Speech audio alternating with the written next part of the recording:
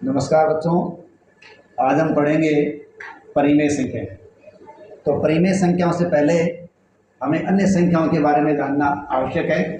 तो सबसे पहले हम देखते हैं प्राकृत संख्या। देखिए, प्राकृत संख्या क्या होती है। प्राकृत जो संख्याएं हैं वो एक से शुरू होती है, जैसे 1, 2, 3, 4, इस प्रकार ये संख्याएं अनंत तक चलती है। ठीक है। और प्राकृत संख्या के बाद जो संख्या आती है वो है पूर्ण संख्या। अब हमें ये जानना आवश्यक है कि हमें पूर्ण संख्या की आवश्यकता क्या है। देखिए, पहले हम काम करते हैं प्राकृत संख्या पर। जब एक प्राकृत संख्या में दूसरी प्राकृत संख्या जोड़ी जाती है तो हमें प्राकृत संख्या ही प्राप्त होती है। लेकिन उसी प्राकृत संख्या में से उसी प्राकृत संख्या को घटाया जाए तब हमारे सामने समस्या आ जाती है कि अब प्राकृत संख्या नहीं आती। क्यों वैसे ही प्राकृत संख्या में से वही प्राकृत संख्या घटाएं तो उसका मान आता है 0, और ये जो 0 मान है वो प्राकृत संख्या के अंदर नहीं होता। इसलिए हमें दूसरी संख्या पूर्ण संख्या की कल्पना करनी पड़ी। अर्थात पूर्ण संख्या क्या होती है? पूर्ण संख्याएं वे होती है जो 0 से शुरू होती है। 0, 1, 2, 3, 4, ये जो अनंत तक आगे चलती हैं ये क्या होती है? पूर्ण संख्या होती है। और पूर्ण संख्याओं के बाद जिन संख्याओं की बात करते हैं वो आती है पूर्णांक संख्याएं। कौन संख्या है? पूर्णांक। तो जिस प्रकार प्राकृत संख्या के अंदर शून्य नहीं होता, उसकी पूर्ति करने के लिए कौन सी संख्या माननी पड़ी? पूर्ण संख्या। उसी प्रकार जब एक पूर्ण संख्या में से उससे बड़ी पूर्ण संख्या घटाई जाती है तो फिर समस्या आ जाती है, क्योंकि हमारा मान ऋणात्मक आता है जो कि पूर्ण संख्या के अंदर नहीं होता। जैसे हम 1 में से 1 घटाएं तो हमारे पास आ गया 0, तो 0 पूर्ण संख्या के अंदर शामिल है, इसलिए यहाँ काम चल गया। लेकिन यहाँ देखिए, जब वही 2 है और 2 में से हम घटाएं उससे बड़ी संख्या, जैसे 3 घटा रहे हैं, तो वहाँ हमारा मान आ रहा है ऋणात्मक चिन्ह में। तो चूंकि ऋणात्मक संख्याएं पूर्ण संख्याओं के अंदर शामिल नहीं है, तो इस कमी को दूर करने के लिए हमें तीसरी संख्या पूर्णांक की कल्पना करनी पड़ी। तो पूर्णांक संख्या क्या होती है? पूर्णांक संख्या वो होती है जिनमें धनात्मक के साथ साथ ऋणात्मक संख्या में शामिल हो जाती है। जैसे देखिए, ये 0 है, 0 के बाद 1, 2, 3, 4, 5, इसी प्रकार ये आगे चलती रहती है। और 0 से पहले देखें तो जैसे -1, -2, -3, -4, इस प्रकार ये संख्याएं माइनस में आगे बढ़ती रहती है। कहने का मतलब है पूर्णांक संख्याओं ने वो कमी दूर कर दी जो प्राकृत संख्या और पूर्ण संख्या में नजर आई थी, और इसके अंदर ऋणात्मक संख्याएं भी शामिल हो जाती है। अब देखिए, जब समीकरण हल करनी होंगी, जैसे हम ये मान ले ये 4x = 18 है। अब ये समीकरण हल करनी है, हमें x का मान ज्ञात करना है, तो इनको लिखना पड़ेगा बट्टों में। ठीक है। तो बट्टों की संख्याएं या भिन्न के रूप में लिखते हैं अंश बटे हर। तो वो संख्याएं न तो प्राकृत संख्या में होती है, ना ही पूर्ण संख्या में होती है, और ना ही पूर्णांक संख्याओं के अंदर होती है। इसलिए हमें चौथी संख्याओं की कल्पना करनी पड़ी, और वो चौथी संख्या है परिमेय संख्या। तो अब आपको पता चल गया होगा कि परिमेय संख्या होती क्या है। देखिए, परिमेय संख्या होती है वे संख्याएं जिनको P/Q के रूप में लिखा जा सके। वे संख्याएं जिनको P/Q के रूप में लिखा जा सके वो परिमेय संख्या होती है। यहाँ विशेष ध्यान देना है कि P और Q ये क्या है? ये पूर्णांक है। ठीक है, P और Q दोनों पूर्णांक है, लेकिन शर्त ये यहाँ Q कभी भी 0 नहीं हो सकता। ठीक है, यानी परिमेय संख्याओं की परिभाषा क्या होगी? ऐसी संख्याएं जिनको P/Q के रूप में लिखा जा सके, जहाँ P और Q पूर्णांक होते हैं लेकिन Q कभी भी 0 नहीं होता, क्योंकि 0 जब होगा तो वो सारे मान को 0 बना देगा। ठीक है, इस प्रकार ये संख्या Q = 0 नहीं हो सकती, अर्थात परिमेय संख्याओं को P/Q के रूप में लिखा जाता है। हम पढ़ रहे हैं परिमेय संख्याओं के गुणधर्म के बारे में, और परिमेय संख्याओं के इस गुणधर्म में सबसे पहला गुणधर्म है संवृत गुणधर्म। देखिए, संवृत गुणधर्म का मतलब है कि हम जब दो परिमेय संख्याओं का संक्रिया करें, जोड़ बाकी गुणा भाग करते हैं, तो क्या हमें परिमेय संख्या ही प्राप्त होती है, तो वो संवृत है। जैसे देखिए a प्लस बी बराबर सी, यानी ये दो परिमेय संख्या हैं और हमारा आंसर जो आ रहा है सी वो भी परिमेय संख्या है, तो ये गुणधर्म क्या कहलाएगा, संवृत गुणधर्म कहलाएगा। जैसे सबसे पहले देखते हैं क्या परिमेय संख्याएं योग के रूप में संवृत हैं, किस रूप में, योग के रूप में। चलिए देखते हैं, जैसे 2/3 और ये ले लीजिए, हमने ले लिया 4/6, ये हमने लिए परिमेय संख्याएं। चूंकि परिमेय संख्या हैं और इनको हल करने के लिए हमें इनका एलसीएम या लघुत्तम लेना पड़ेगा। देखिए यहाँ इन दोनों का लघुत्तम आएगा 6, ठीक है। अब यहाँ 3 का भाग पहले 6 में देंगे तो वो कितनी बार जा रहा है, 2 बार। 3 एकम 3, 3 दूनी 6, 2 बार गया। और अब वाला जो 2 है उसको 2 से मल्टीप्लाई करेंगे, गुणा करेंगे तो क्या आ रहा है 4, प्लस 6 का भाग 6 में गया 1 बार, तो 4 को 1 से गुणा किया, 4 एकम 4। तो इस प्रकार अब दोनों संख्याएं जुड़ जाएंगी तो वो 8/6 होंगी, ठीक है। तो इनको काट कर हम छोटा कर भी सकते हैं, न करें तो कोई बात नहीं है, लेकिन ये कहा जा सकता है कि जब दो परिमेय संख्याओं का योग किया जाता है तो प्राप्त संख्या भी परिमेय संख्या ही होती है। इसका मतलब परिमेय संख्याएं योग के रूप में संवृत होती है। या थोड़ा सा मैं आपको लघुत्तम निकालना बता देता हूँ। जैसे देखिए हमने संख्या लिखी थी 2/3 और प्लस में लिखी थी हमने 4/6, तो यहाँ हमें 3 और 6 का लघुत्तम लेना है। ये देखिए 3 और ये 6, अभाज्य गुणनखंड विधि के द्वारा इस प्रकार हम लघुत्तम लेते हैं। तो जो हर है उन हर को यहाँ लिखा जाता है और सबसे छोटी संख्या 2 से भाग देने की शुरुआत की जाती है। तो 2 का भाग 3 में तो पूरा पूरा नहीं जाएगा, यानी भाग उसी संख्या का देंगे जो पूरा पूरा दे सके। तो 2 का भाग 3 में तो नहीं जाता, इसलिए 3 का 3 आ गया, लेकिन 6 में 2 का भाग 3 बार चला जाएगा, 2 एकम 2, 2 दूनी 4 और 2 दिए 6। इस प्रकार ये भाग 6 में 2 का 3 बार गया। अगली संख्या हम भाग देने के लिए लेंगे 3, क्योंकि अब 2 का भाग किसी संख्या में नहीं जा रहा है। तो 3 एकम 3 और 3 एकम 3, ये हो गया हमारा अभाज्य गुणनखंड। तो जिन संख्याओं का हमने भाग दिया था वो है 2 और 3, इन दोनों को गुणा करेंगे उत्तर क्या आ गया 6। तो यही हमारा लघुत्तम आ गया। तो जो भी हर होती है उन हर का अभाज्य गुणनखंड करके हम क्या करते हैं, लघुत्तम लेते हैं और उसके बाद उस प्रश्न को हल करते हैं। तो यहाँ हमने जब परिमेय संख्या का योग किया तो हमें पता चला कि परिमेय संख्याओं का योग करने से प्राप्त संख्या भी परिमेय ही होती है। इस प्रकार परिमेय संख्या योग के अंतर्गत संवृत होती है। अब देखते हैं व्यकलन। क्या परिमेय संख्याएं व्यकलन के अंतर्गत भी संवृत होती है? देखिए व्यकलन नाम नया लग रहा होगा, लेकिन व्यकलन का मतलब है घटाव या बाकी, व्यकलन, ठीक है। तो यहाँ फिर हम परिमेय संख्या लिखते हैं, जैसे 2/5 लिख ली और यहाँ माइनस करेंगे, सॉरी माइनस, तो यहाँ हमने लिख लिया 3/6। तो यहाँ हमें 5 और 6 का लघुत्तम लेना पड़ेगा। हम एक बार फिर यहाँ लघुत्तम लेते हैं 5 और 6, क्योंकि दोनों संख्याएं हर है। 2 का भाग 5 में नहीं जाएगा तो 5 का 5 लिख देंगे, लेकिन 6 में 2 का भाग कितनी बार गया, 3 बार, ठीक है। अब 2 का भाग नहीं जा रहा, लेकिन 3 का भाग 3 में जाएगा, इसलिए 5 वापस 5 आ जाएगा, 3 एकम 3 आ गया। अब 5 अकेला बचा तो 5 का भाग देंगे, 5 एकम 5, ये संख्याएं आ गई।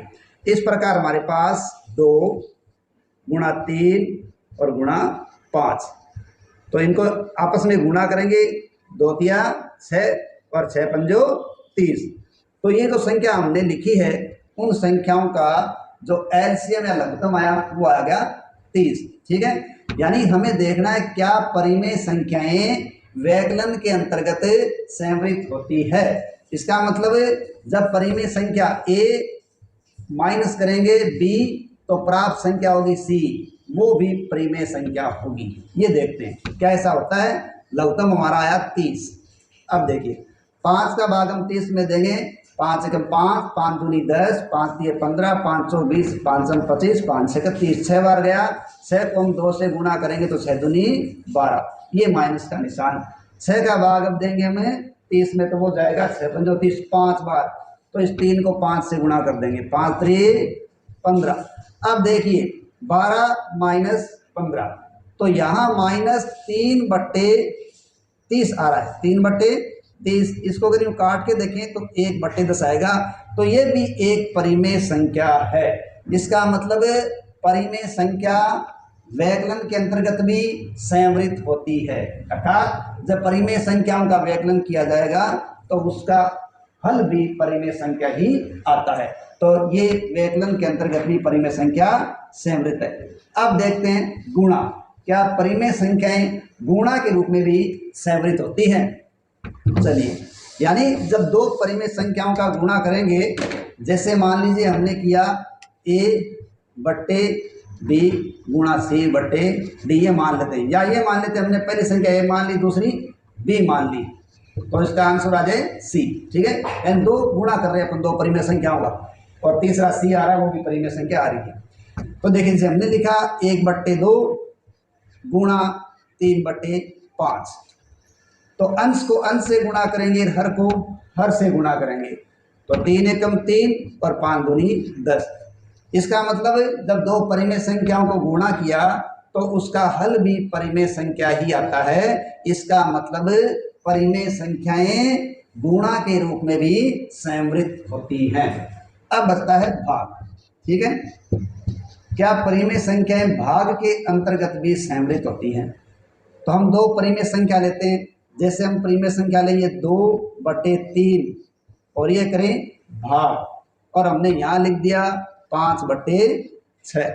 ठीक है, अब देखिए जब भाग को हल करते हैं तो उसके चिन्ह को गुणा में बदल दिया जाता है और बाद की संख्या व्युत्क्रमित हो जाती है, अर्थात 6 को हम अंश बना देंगे और अंश को हम हर बना देंगे। तो ये संख्या जो 5/6 थी अब 6/5 हो गई है। अब हम अंश को अंश से गुणा कर सकते हैं और हर को हर से गुणा कर सकते हैं। अगर हम काटना चाहें अंश बटे हर, अगर कटता है तो वो काट भी सकते हैं, जैसे 3 एकम 3 और 3 दूनी 6। अब ऊपर ऊपर गुणा करें अंश अंश को, तो 2 बचते हैं, 2 दूनी 4, नीचे है 5 और 1, तो ये क्या उत्तर आ गया 4/5। तो यहाँ देखते हैं कि यहाँ तो परिमेय संख्या दो भाग कर रही है, तो उनका उत्तर भी या उनका हल भी क्या रहा, परिमेय संख्या आ रहा है। लेकिन हम भाग के रूप में एक दूसरा एग्जाम्पल और लेके देखते हैं। जैसे देखिए ये 2/3 है और हमें भाग करना है, ठीक है। अब भाग क्या करें, तो देखिए क्या होगा, 2/3 ये भाग है, तो 0 के नीचे क्या माना जा सकता है 1। भाग को हल करने के लिए क्या करना पड़ेगा, 2/3 है तो भाग को हल करने के लिए 1/0 करना पड़ेगा। जब 1/0 करेंगे तो अंश को अंश करने पर मान आ गया 2 एकम 2, लेकिन वही हम हर को करेंगे 3 और 0, तो वो मान हो जाएगा 0। अब देखिए a/q के रूप में संख्या जाती है, परिमेय होती है वो, और q यहाँ क्या हो गया 0 हो गया। अब q यहाँ जब 0 हो गया, इसका मतलब भाग के रूप में जो परिमेय संख्याएं हैं वो संवृत नहीं हो सकती। तो यहाँ विशेष ध्यान रखें, परिमेय संख्या योग के रूप में संवृत है, परिमेय संख्या व्यकलन के रूप में संवृत है, परिमेय संख्या गुणा के रूप में संवृत है, लेकिन परिमेय संख्याएं भाग के रूप में संवृत नहीं होती। हमने पहले पढ़ा है परिमेय संख्याओं के गुणधर्म के एक गुण संवृत गुणधर्म के बारे में, और आज हम पढ़ रहे हैं परिमेय संख्याओं का दूसरा गुणधर्म क्रम विनिमय का। देखिए क्रम विनिमयता का मतलब है जो परिमेय संख्या हमें दी जाती है उन परिमेय संख्याओं का यदि हम क्रम बदल दें तो क्रम बदलने पर उनके योग में, उनके व्यकलन में, उनके गुणा में, उनके भाग में परिवर्तन आता है या नहीं आता। ठीक है, तो वो क्रम विनिमयता गुणधर्म है, उसके बारे में अध्ययन कर रहे हैं। जैसे सबसे पहले अपन देखते हैं योग, यानी परिमेय संख्याएं योग के अंतर्गत क्या क्रम विनिमय होती हैं। तो देखिए क्रम विनिमय यहाँ देखेंगे, जैसे a+b है और बराबर b+a, यानी यहाँ जो संख्या a है और दूसरी b है, तो a+b करेंगे, लेकिन बाद में b+a करके देखेंगे तो दोनों सेम आती हैं। इसका मतलब परिमेय संख्याएं योग के अंतर्गत क्रम विनिमयता का पालन करती हैं। जैसे हम एग्जाम्पल लें 3/5 4 प्लस 5/8, ये परिमेय संख्या है। इस परिमेय संख्या का हम योग कर रहे हैं। तो सबसे पहले अपने को इनका लेना पड़ेगा लघुत्तम एलसीएम। तो 3/4 और 5/8।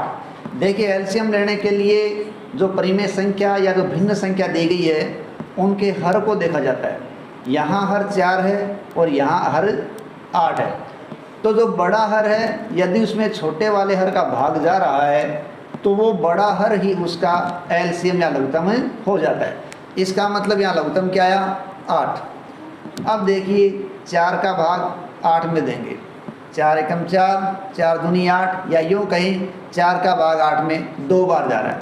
अब उसी 2 से इस 3 को मल्टीप्लाई करेंगे, गुणा करेंगे, तो 3 दूनी 6।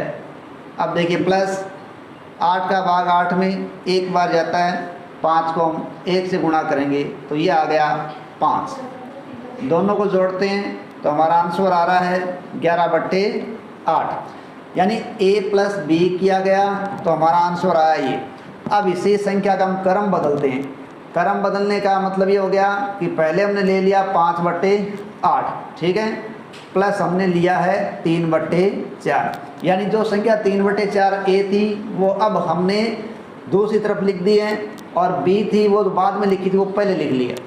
अब देखिए इस पर क्या फर्क पड़ेगा।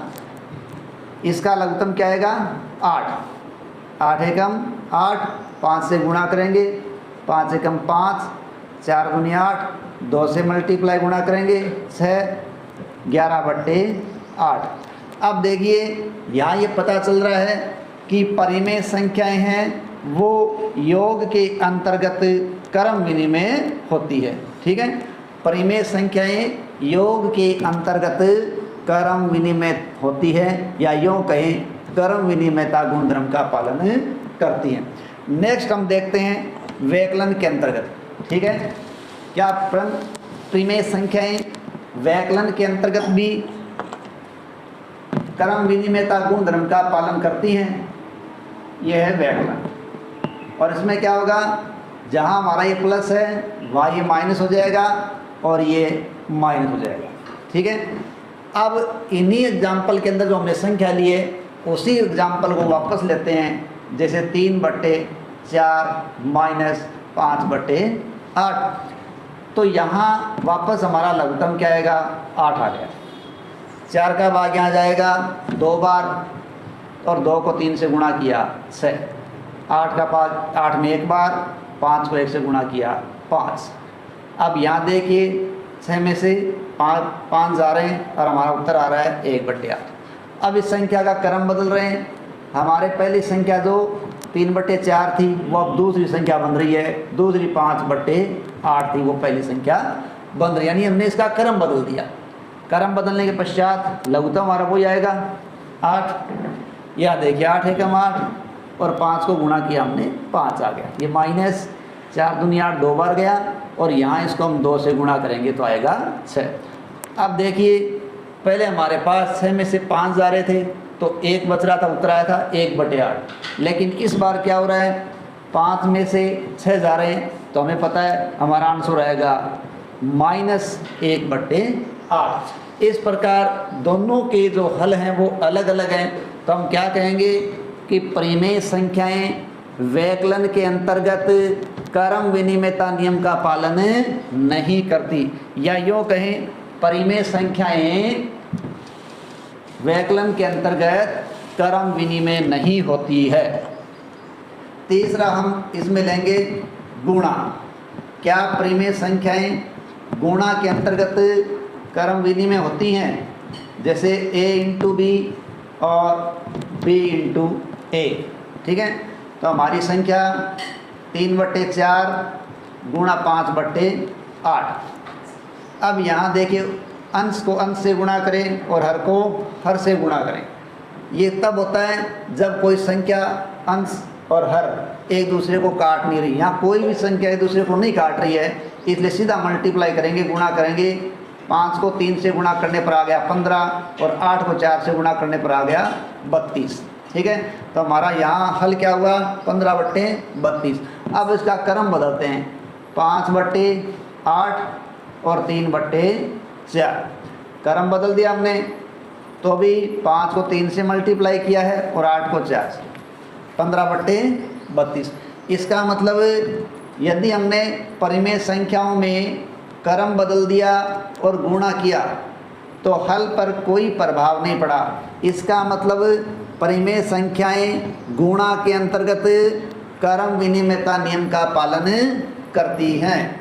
नेक्स्ट है भाग। क्या परिमेय संख्याएं भाग के अंतर्गत क्रम विनिमय होती है या नहीं होती है? ठीक है, तो हम 3 हल कर चुके हैं, योग के रूप में, व्याकलन के रूप में, गुणा के रूप में, और अब चौथा हमारा है भाग के रूप में। यानी अब हम भाग में क्रम बदल कर देखते हैं क्या क्रम विनिमयता नियम का पालन होता है या नहीं होता। 3/4 भाग 5/8। ठीक है, अब इसको हल करते हैं। 3/4 आ गए, और हम जानते हैं कि बोर्डमास का नियम कहता है कि आप जब इसको हल करो, ठीक है, भाग को हल करते हैं तो गुणा बना देते हैं और संख्या को व्युत्क्रम कर देते हैं, उल्टा कर देते हैं। 8 ऊपर चला जाता है और 5 नीचे आ जाता है। अब इससे क्या हुआ, अब हम देख रहे हैं कि अंश और हर एक दूसरे को काट रहे हैं, तो 4 एकम 4 और ये हो गया 4 दूनी 8। तो 3 को 2 से गुणा किया तो ये आ गया 6 और ये आ गया 5। इस प्रकार हमारा हल है वो आ रहा है 6/5। अब संख्या का क्रम बदल कर देखते हैं। क्रम बदल दिया हमने, कर दिया 5/8 और भाग 3/4। भाग को हल कर रहे हैं, भाग को हल किया गुणा करके, और हमने 4 ऊपर भेज दिया और ये 3 कर दिया। यहाँ देखिए 4 एकम 4 और 4 दूनी 8, क्योंकि अंश और हर है वो काट रहा है। 5 को ऐसे गुणा किया 5 और 3 2 से गुणा किया 6, तो ये आ गया 5/6। अब देखिए हमें साफ साफ पता चल रहा है कि भाग के अंतर्गत क्रम बदलने पर जो हल आ रहा है वो RHS और LHS दोनों बराबर नहीं है। इसका मतलब परिमेय संख्याएं भाग के अंतर्गत क्रम विनिमयता नियम का पालन नहीं करती है। यदि दोनों मान बराबर आ जाते तो क्रम विनिमय था, लेकिन यहाँ 6/5 है और ये 5/6, दोनों अलग अलग है। इस प्रकार परिमेय संख्याएं योग के रूप में क्रम विनिमयता नियम का पालन करती हैं और गुणा के रूप में क्रम विनिमयता नियम का पालन करती है, यानी उनमें संख्या का क्रम बदलने पर कोई प्रभाव नहीं पड़ता।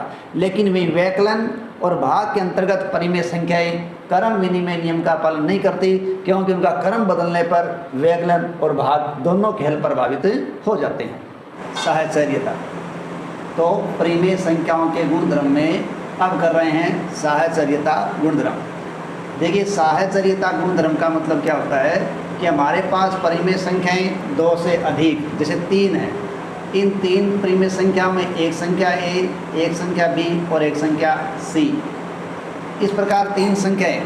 अब इन 3 संख्याओं में यदि हम इस प्रकार करें, A + B का योग करें और तत्पश्चात जो प्राप्त परिणाम होता है उसमें C जोड़ें, और इसी प्रकार A + B + C करें, यानी पहले B + C को जोड़ें, उससे जो प्राप्त परिणाम है उसमें A जोड़ें, तो हमारे पास क्या दोनों का परिणाम बराबर आता है। यदि दोनों का परिणाम बराबर आता है तो हम कहेंगे परिमेय संख्याएं योग के रूप में साहचर्यता का पालन करती हैं। तो हमारा ये बिंदु हो गया, क्या परिमेय संख्याएं योग के रूप में साहचर्यता नियम का पालन करती है या नहीं। तो देखिए 3 संख्याएं लेंगे, मान लेते हैं हमारी पहली संख्या है 1/2, ठीक है, और दूसरी संख्या हमारी है 2/3, तो ये तो हो गया हमारी संख्या A + B, और तीसरी संख्या हम ले लेते हैं 5/6, ठीक है। अब देखिए 1/2 + 2/3 है, तो पहले हम A + B हल कर रहे हैं, तो इनका लेंगे लघुत्तम एलसीएम। वो लघुत्तम आ रहा है, देखिए लघुत्तम लेने का सीधा सा तरीका देख लेते हैं कि ये जो हर है अंश बटे हर, तो पहली संख्या हर क्या है 2 और दूसरे में हर क्या है 3, तो वो पहाड़ा 2 का और 3 का बोल के देखेंगे तो दोनों में संख्या है वो इसका एलसीएम हो जाती है। जैसे 2 का पहाड़ा अपन लिखें तो ये देखिए, और 3 का लिखें तो ये देखिए, ये 6 पहली संख्या, ये इनके अंदर ऐसी है तो दोनों में आ रही है, तो यहाँ इनका लघुत्तम या एलसीएम क्या आएगा, 6 आएगा। अब 2 का भाग इसमें देंगे, तो 2 का भाग जब 6 में दिया जाता है तो वो 3 बार जाता है, उस 3 से इस 1 को गुणा करेंगे तो उत्तर आएगा 3। इसी प्रकार इस 3 का भाग जब 6 में देते हैं तो 2 बार भाग जाता है, और उस 2 को इस 2 से जब गुणा करेंगे तो हमारे पास प्राप्त परिणाम होता है 4। इस प्रकार जब इन दोनों का योग करेंगे तो उत्तर आता है 7/6। अब देखिए सी हमारे पास था 5/6, 5/6। अब यहाँ 7/6 प्लस 5/6, इन दोनों का लघुत्तम लिया 6, 6 कम 6, एक बार भाग गया 7 आ गया, 6 का भाग एक बार गया, 6 कम 6 और 5 कम 5, दोनों जोड़े 7 और 5 12/6। 6 का भाग जब 12 में चला जाएगा तो कितने आएंगे, तो यहाँ देखिए 7 और 5 का योग 12 आ गया और बट्टे में है 6। 6 का भाग जब 12 में दिया गया तो 2 प्राप्त हुआ। इस प्रकार यहाँ a प्लस बी प्लस सी का योग आ गया 2। ठीक है, इसका परिणाम क्या आ गया, 2। अब नेक्स्ट हम योग करके देखेंगे पहले b और c का।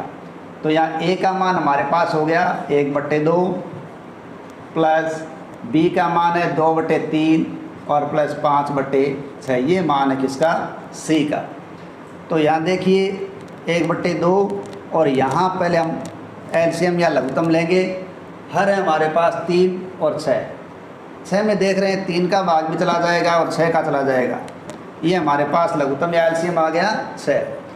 3 का भाग दिया गया, 3 एकम 3, 3 दूनी 6, 2 बार गया, इस 2 से 2 को गुणा करेंगे तो प्राप्त परिणाम क्या है, 4। 6 का भाग 6 में देंगे तो प्राप्त परिणाम 1, 5 को 1 से गुणा कर देंगे तो आ गया 5। ठीक है, अब देखिए 1/2 प्लस ये आ गया 9/6, ये 1/2 प्लस 9/6, ये हम ब्रैकेट खोल देंगे तो इस प्रकार इन दोनों के योग निकालने पड़ेंगे। तो यहाँ 2 और 6 का जब एलसीएम लेंगे तो लघुत्तम आ जाएगा अपने पास 6। 2 का भाग दिया जाएगा इसमें 6 में तो वो गया 3 बार, 3 को 1 से गुणा करेंगे तो 3 प्लस 6 का भाग 6 में एक बार, तो एक बार गया तो 9 को 1 से गुणा करेंगे तो 9, तो ये आ गया 12/6, क्योंकि 3 और 9 12 और बटे 6। अब हम 6 का भाग जब 12 में देंगे तो कितने बार जाएगा, 2 बार। इस प्रकार देखो हम कह सकते हैं कि यहाँ जब हमने a प्लस बी करके प्राप्त परिणाम में c जोड़ा तो भी 2 उत्तर आ गया, और हमने b प्लस सी करके प्राप्त परिणाम में a जोड़ा तो भी हमारा प्राप्त परिणाम 2 हुआ। इस प्रकार हम कह सकते हैं कि परिमेय संख्याएं योग के रूप में सहचार्यता नियम का पालन करती हैं। अब देखते हैं क्या परिमेय संख्याएं वैकलन के रूप में भी सहचार्यता नियम का पालन करती है। देखिए वैकलन के अंतर्गत अपन क्या करेंगे, इन संख्याओं को माइनस करेंगे। ठीक है, ये हमारे पास a माइनस बी है और ये माइनस सी हो गया। ठीक है, इसी प्रकार यहाँ a माइनस, ये माइनस बी और ये माइनस सी, सभी संख्याएं क्या हो गई, माइनस हो गई। वही मान वापस ले लेते जो हमने पहले लिया था। a का मान हम ले रहे हैं 1/2, फिर हम ले रहे हैं 2/3 और माइनस 5/6। ठीक है, और इधर हम ले लेते हैं 1/2 माइनस 2/3 और माइनस 5/6, यानी दोनों साइड ये RHS और ये LHS। ठीक है, तो यहाँ हम देखते हैं लघुत्तम लेंगे, लघुत्तम आया 6। ठीक है, 2 का भाग 6 में गया 3 बार, 3 एकम 3, ये आ गया 3। 3 का भाग इसमें गया 2 बार, 2 को 2 से गुणा किया, ये आ गया 4 और बाहर है 5/6। अब चूंकि ये प्लस में है और ये माइनस में है तो इसका आंसर आ रहा है, हल क्या आएगा, -1/6 और ये आ गया -5/6। अब इसको ओपन कर देते हैं, 1/6 और -5/6। अब देखिए इसके अंदर हमने लघुत्तम लिया 6। ठीक है, 6 लघुत्तम लिया तो 6 का भाग एक बार जाएगा, 1 को 1 से गुणा किया -1, 6 का भाग एक बार गया, 5 से गुणा किया -5। और इस प्रकार दोनों संख्याएं माइनस की हैं तो ये -6 हो गई और बट्टे में 6 है। 6 का भाग -6 में गया, उत्तर आया हमारा -1। ठीक है, तो इस प्रकार इसका LHS है वो आ रहा है -1। RHS में देखते हैं 1/2 और लघुत्तम यहाँ लिया हमने 6 लघुत्तम आ जाएगा, 3 का भाग 2 बार और ये 2 दूनी 4। ये माइनस का निशान है, 6 एकम 6 और 5 एकम 5, माइनस आ गए। अब देखिए 1/2 ये माइनस आ गया, ये दोनों माइनस की संख्याएं हैं तो आपस में जुड़ गई हैं और ये आ गया -9/6। अब देखिए दोनों तरफ माइनस है, ब्रैकेट के जब अंदर और बाहर दोनों तरफ क्या होते हैं, माइनस होते हैं, तो जब ब्रैकेट खोलते हैं तो वो प्लस में कन्वर्ट हो जाते हैं। तो ये बन गया, यानी माइनस माइनस गुणा करके क्या हो गया, प्लस हो गया। तो ये हो गए 1/2 प्लस 9/6। और इसका लघुत्तम लेंगे तो बड़ी संख्या क्या है, 6। इस बड़ी संख्या में 2 का भाग जा रहा है, इसका मतलब इसका लघुत्तम 6 आ जाएगा। 2 एकम 2, 2 दूनी 4, 2 तिया 6, यानी 2 का भाग 6 में दिया वो गया 3 बार, तो 3 एकम 3 प्लस 6 का भाग इसमें दिया 1 बार, 9 एकम 9। इस प्रकार जब 3 और 9 को जोड़ते हैं तो हमारा परिणाम होता है 12/, ये आ गया 6। अब 6 का भाग जब 12 में दिया जाएगा तो हमारा रिजल्ट आ रहा है 2। देखिए पहले हमारा रिजल्ट था -1, अब रिजल्ट आ रहा है 2। इसका मतलब जो LHS है वो RHS के बराबर नहीं है। तो हम क्या कहेंगे, परिमेय संख्याएं व्यकलन के रूप में साहचर्यता गुण धर्म का पालन नहीं करती। अब अगला अपना स्टेप है गुणा। क्या परिमेय संख्याएं गुणा के रूप में साहचर्यता नियम का पालन करती है या नहीं? ठीक है, योग के रूप में ये पालन कर रही है लेकिन व्यकलन के रूप में ये पालन नहीं हो रहा, तो क्या गुणा के रूप में ये पालन हो पाएगा? ठीक है, तो हमारा संख्या क्या हो जाएगी, A गुणा B और बाहर ये गुणा C, A गुणा B और ये बाहर गुणा C। इसी प्रकार ये इंटू यहाँ गया और इंटू यहाँ आ गया। ठीक है, हम नई संख्या ले लेकर उसी संख्या से काम चला लेते हैं। यानी A का परिणाम हम ले रहे हैं 1/2 गुणा 2/3, ये हमारी संख्या B है और ये हमने ब्रैकेट बंद किया और ये हमने C का मान लगा दिया 5/6। RHS में ये मान लिख देते हैं 1/2 गुणा, यहाँ B और C ब्रैकेट के अंदर रहेंगे 2/3 गुणा 5/6। तो देखिए यहाँ जब इसको हल करेंगे तो यदि अंश और हर है उनमें कटने की संभावना है तो काट दिया जाएगा। जैसे यहाँ चल रहा है 2 एकम 2 और ये 2 एकम 2, 1 को 1 से गुणा किया तो आ गया 1 और 3 एकम 3, यहाँ आ गया 1/3, ये आ रहा है 5/6। अब इसको ओपन कर देते हैं ब्रैकेट को, 1/3 गुणा 5/6। कोई संख्या कटने वाली नहीं है इसलिए 5 को 1 से गुणा किया 5 और 6 को 3 से गुणा किया तो 6 3 18। हमारा ये रिजल्ट आ रहा है 5/18। RHS की तरफ चलते हैं, 1/2 गुणा, यहाँ अंश और हर में कोई इस प्रकार की कंडीशन यहाँ नज़र नहीं आ रही कि कटता हो, लेकिन यहाँ कटता है 2 एकम 2 और 2 तिये 6। तो यहाँ 2 को जब काट दिया तो ये हो गया 1 को 5 से गुणा किया तो 5, 3 को 3 से गुणा किया तो संख्या आ गई 9। अब बराबर देखिए 1/2 गुणा, ब्रैकेट खोल दिया, ये हो गया 5/9। 5 को 1 से गुणा किया हमारा परिणाम आया 5, 9 को 2 से गुणा किया हमारा परिणाम आया 18। इस प्रकार आप देख सकते हो कि LHS, ठीक है, बराबर है किसके, RHS के। तो दोनों बराबर आ गई।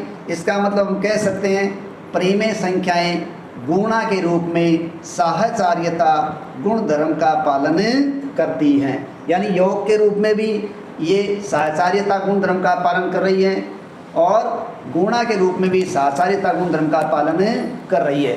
अब हमारी चौथी यहाँ कंडीशन होती है भाग। ठीक है, तो क्या परिमेय संख्याएं भाग के रूप में साहचर्यता गुण धर्म का पालन करती है। तो यहाँ सब जगह हम भाग का निशान लगा देते हैं। ये देखिए, ये हो जाएगा भाग का कंडीशन, ठीक है। तो यहाँ हमारे पास a का मान है 1/2 और ये भाग का निशान और 2/3। हम पूरे प्रश्न में केवल इन्हीं एग्जाम्पल्स को या इन्हीं परिमेय संख्याओं का सहारा ले रहे हैं और ये भाग आ गया 5/6। ये तो हमने LHS के लिए लिख दिया। RHS की तरफ चलते हैं तो यहाँ आ जाएगा 1/2 भाग b का मान यहाँ है 2/3 और भाग 5/6। तो यहाँ पहले a गुणा b या a भाग b हल करना है और यहाँ b भाग c पहले हल करना पड़ेगा। तो ब्रैकेट के अंदर ये हमारे पास 1/2, जब भाग को हल किया जाता है तो भाग का चिन्ह गुणा में बदल जाता है और संख्या है जो अंश है वो हर बन जाता है, हर है वो अंश बन जाता है। तो 2/3 है वो अब 3/2 में बदल जाएगा, ठीक है। और बाहर अपने पास है भाग 5/6। अब कटता है तो काट दिया जाता है, नहीं कटता है तो अंश को अंश से गुणा कर देते हैं, हर को हर से। यहाँ कटने वाली कंडीशन नहीं है इसलिए हम गुणा करें, 3 एकम 3 और यहाँ 2 दूनी 4, ये भाग का निशान और ये 5/6। अब इसको ब्रैकेट को खोल देते हैं, 3/4 और यहाँ जो भाग का निशान है इसको हल करने के लिए हमने क्या कर दिया, गुणा, और 5/6 को हमने बना दिया है 6/5। तो ये यहाँ भाग का निशान हल हो गया। अब देखिए कटने वाली कंडीशन है, यहाँ 2 का भाग इसमें भी जा रहा है इसमें भी जा रहा है, 2 एकम 2, 2 दूनी 4 और ये हो गए 2 3 6। तो यहाँ 3 और 3 ऊपर है तो 3 3 9 और यहाँ 2 और 5 है तो ये आ गया, सॉरी 2 और 5 हो गए 10। तो ये हमारा उत्तर आ गया 9/10।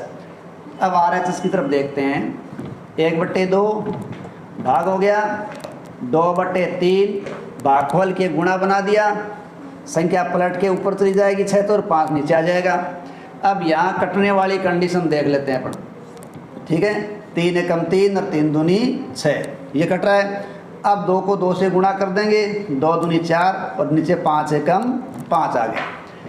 ब्रैकेट खोलेंगे, 1/2 ये गुणा कर दिया हमने भागफल करने के लिए और संख्या पलट के सीधा खोल देते हैं अपन, ठीक है। जब इसको ओपन करेंगे तो ये 5/4 हो जाएगा क्योंकि भाग को हमने किस में बदल दिया, गुणा में। भाग गुणा में बदलता है तो हल होता है और संख्या बाद में उलट दी जाती है।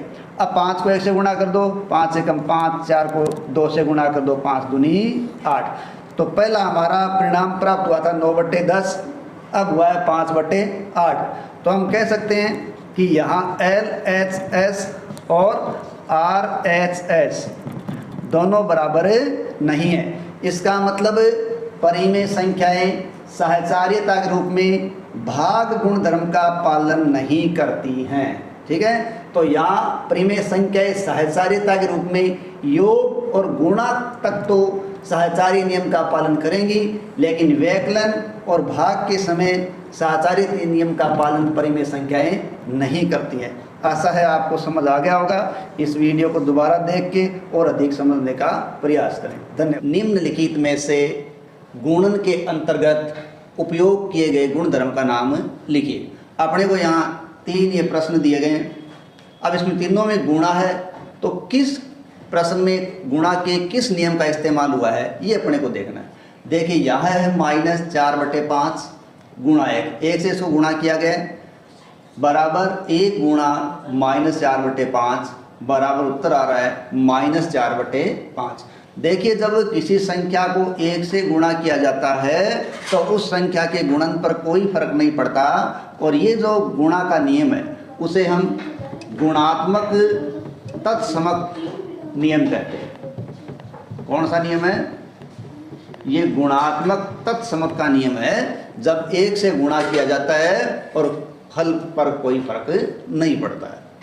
दूसरा प्रश्न देखिए, -13/17 इंटू -2/7 लिखा है बराबर करके -2/7 गुणा -13/17, यानी इस संख्या में और इस संख्या में दोनों में कोई फर्क नहीं है।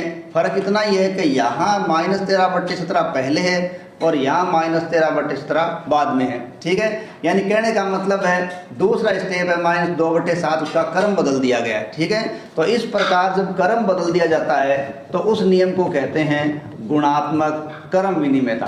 ठीक है, गुणा में क्रम बदलने पर किसी प्रकार का फर्क नहीं पड़ता।